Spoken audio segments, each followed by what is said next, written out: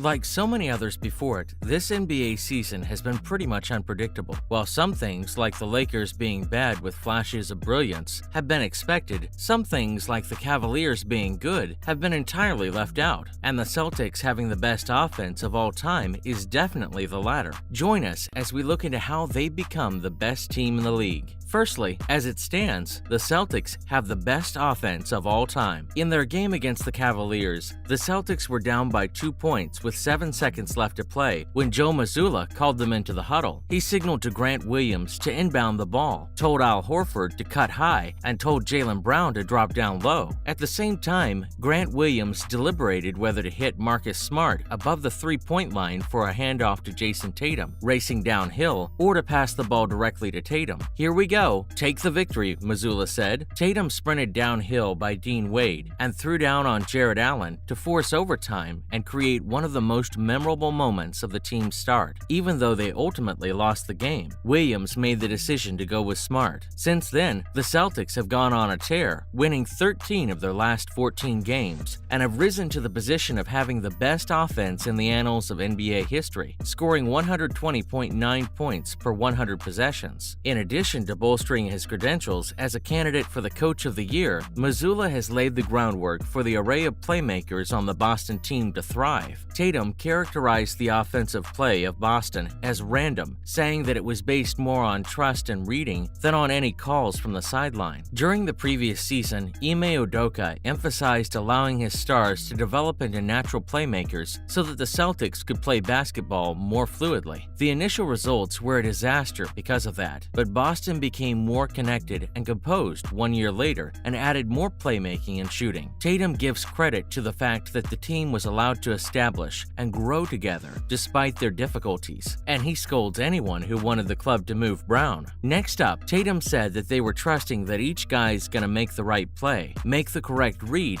and that if you give the ball up in the correct position, you're gonna get it back. He mentioned how they struggled with that at the beginning of last season. He said that they were building off how they played at the end of last season when they made that turnaround, and that they've just picked up from where they left off from that standpoint. According to Tatum, it's all about making the correct read, something they watch film on and practice all the time. Not necessarily just calling plays, but making the proper read and everybody being on the same page. Subtle differences define these Celtics compared to 1 year ago. The addition of Malcolm Brogdon bolstered the second unit. Mazzulla instituted more off-ball screening, and Derek White's ability to set them maintained the starting lineup's success in Robert Williams' absence. They run an effective fast break. The most impactful difference stemmed from allowing the guards to handle the ball more and alleviating the burden on the Jays. Boston's turnover rate drastically decreased through the first 20 games, turning their fatal flaw from the playoffs into a strength. Only 3 teams turned the ball over less often than the Celtics after they finished 13th in the turnover rate in 2022, then 11th out of 16 teams in the postseason. Smart is averaging 7.1 assists per game, 11th in the NBA, assuming the difference in Tatum's reduced time on the ball with Brogdon. Next up, Tatum and Brown are cooking. Off ball, Brown and Tatum are screening more than ever, running ahead of defense and cutting, setting up magic like Smart's no-look pass against Dallas on Wednesday. He knew Tatum would cut, and if Tatum didn't, Smart would have been furious. When asked about Brown and Tatum cutting, Marcus Smart said it means everything. According to Marcus, they're unstoppable. He explained that because of how good they are, they're gonna draw so much attention. So Al Horford, Derek White, Malcolm, Sam Hauser, and of course himself are all gonna get open shots because of those guys cutting. Everybody's gonna sink to the paint on them. So tonight, we're just gonna continue to make the right play. And they truly are playing at an impressive level. If it's a play for themselves, they finish it. If not, they find the right play, the right guy who's open, and they've been doing a tremendous job of that. And that's why the Celtics offense has been kicking the way it's been kicking. The Celtics rank 5th in open threes per game, 15.9, and 6th in wide open three-point attempts, 19.2. They're one of only 3 teams attempting 47% of their field goal attempts from 3, something no team did in 2022, after attempting only 42.5% in 2022. The Celtics lead the league in threes made each night, 16.7%, and efficiency, 40.3%, assisting on 81.5% of their made threes, and only the Lakers take fewer pull-up jumpers than Boston. With that being said, just how good are they really? The 2022-23 Kings, who ranked 12th in all-time offensive rating, struggled to keep up with the Celtics' historic unit on Friday. Tatum sat, and Boston still posted 130 points against a top 10 Wizards defense 2 days later. Without Brown, they poured 140 on the Hornets. Mazzulla envisions the team having a time and place to take mid-rangers. Even though their 7.6 attempts per game ranked 25th, the Celtics also imagine playing bigger, like they did last year once Robert Williams returns, providing some hope for counters if their scorching offensive run comes back to earth. Brown admitted they've let offense dictate defense, but it isn't easy to stop a 5-out offense where everyone can do everything. Hornets head coach Steve Clifford had never seen a team quite like it, but it's an approach Mike Brown helped craft in Golden State. It's crazy. I still can't grasp my mind around it, Mike Brown told Celtics blog CLNS on Friday, and he's right. He explained how you can see it just in young people's development. Before, it was like, okay, you're in 10th grade, you're 6'9", so you go down on that right block and work on your right-hand jump hook and left-hand jump hook. But because of what guys are able to do, the guys that have been able to change the game, like Steph and LeBron and Kevin Durant, these guys do things on the floor for their size that you can't even imagine happening. The game has completely changed, and the Celtics are adapting perfectly. He went on to say it gets translated now to the young guys watching on TV, and you've got guys that are 6'9", 6'10", that are playing like guards were back 30 to 40 years ago. And so now everybody can shoot, everybody can pass, everybody can dribble, and when you space the floor with the right players like that, it just makes it so tough to try to stop a talented player because he's kicking to a guy that might be 6'8", but can knock down a 3, and so when you're flying at him, they don't care because they're 6'8", and you're not going to block their shot. He also mentions how everybody wants to play faster because of the Warriors. After hearing all that, it's clear the game has changed. The idea that you should take the open shot as soon as you locate it while you're in the half court is a strategy that both Mike Brown and Mazzulla subscribe to. To combat the influence Robert Williams had on the Warriors offense during the NBA Finals this past summer, Brown prioritized the strategy above as part of his game plan. Even if those short shoots were unsuccessful, he spotted possibilities to catch the Celtics as they were retreating and disengaged from their duties. This allowed for offensive rebounds. Mazzulla wanted to eliminate the fact that the Celtics were turning the ball over because they were missing open shots. Big men like Domantas Sabonis and Al Horford had to learn on the court how to run an offense and hit jump shots to compete with players like Karl Anthony Towns and Kevin Durant, who were already prepared to do everything when they arrived. Both players can quickly grab rebounds and move the ball up the court, commencing play without wasting any time or giving defenders a chance to set up, increasing the pressure placed on the modern defense. Mike Brown recalls when big men were required to leap stop into the half court and dump the ball to a guard for a set to be run. The Celtics and the Kings have put their complete faith in their point centers at this stage. Brown looks on in awe and believes that the audience will end up being the one who benefits most from this. According to him, the ball's movement is simply incredible. He stated that he doesn't understand how it got to be like this now, case in point. However, Brown did add that he was sure it was fun to watch, particularly with the perspective of fans and the media. He remarked how he didn't need to find out